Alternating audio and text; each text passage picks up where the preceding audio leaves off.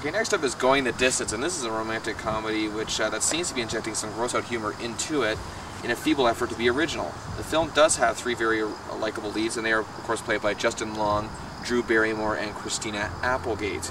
Now, the thing with this film is that, and often, you know, some of you are looking at me already saying, "Oh, Bill, you're just knocking another romantic comedy chick." Like, well, yes and no. You see, this film actually does make an extended effort to be something more than it can be, and sometimes that's all I ask for. However, it fails in many other elements. This movie is very character-driven, and Barrymore and Long actually have some decent chemistry here, and these are characters I actually wanted to care about. But the instincts I try to hide while watching a film like this just often come up to the surface, and the characters here just, they bug me in the point where they try to engage in a natural conversation. But I found myself, you know, saying, why are they still talking? The conversation should be over by now. In any ordinary time, it would be. They just kept rambling and rambling on. At many points in this film, I'm like, I get it, I'm screaming in my head. And, well, like, a lot of this film, you know, a lot of the film's dialogue is very vulgar and, you know, just disgusting, but I'm not criticizing it for that exactly. More so in the context that it's used. It's just being vulgar for the sake of being vulgar. There's got to be a method to the madness of the vulgarity in any comedy. Judd Apatow's recent comedies have showed us that, and that's what they need to be studying more of here.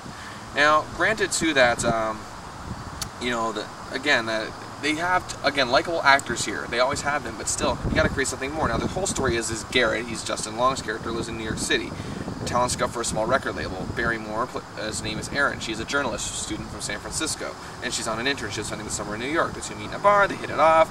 You know, she returns to San Francisco, you know, for the 6 weeks.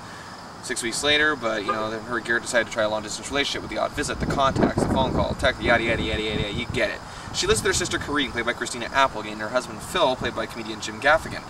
Now, she hopes that, you know, against all hope that, you know, there will be a successful long-distance relationship. When you've been with someone this short, it's kind of hard to, you know, get that going, and it's true. You know, I've seen it happen a million times among my friends and that. But yet, she was hoping for a reporting position to come the new year, but it's doubtful, given the current economic conditions of the dying status of newspaper print. Believe me, as a writing student, I know this.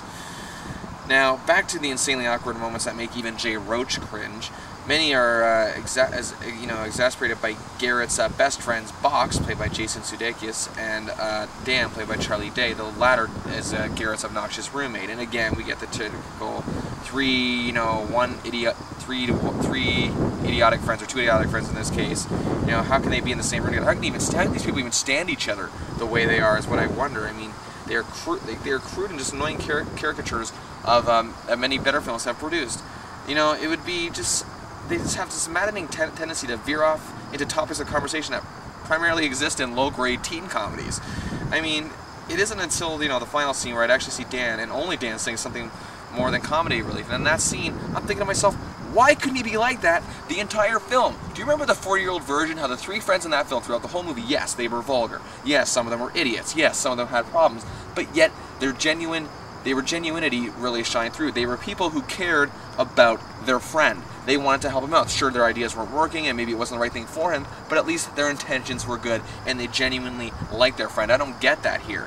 And you see, and at the end of the film, they came through, but you knew they would, because they are those type of people inside. They finally realized that's not what was right for the main character. They don't do that here.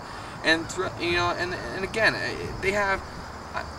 Throughout the film, they don't lend anything to it, and yet even the lead characters, while some of them were funny, they were just, you know, there for awkward moments and scenes to try to pass the film off for some few cheap laughs. You know, Christina Applegate is written as a typecast, you know, character sister, and yada yada yada, and you know, she just has the odd humorous one-liner here and there, but really lends nothing, I guess you could say, redeeming to this film.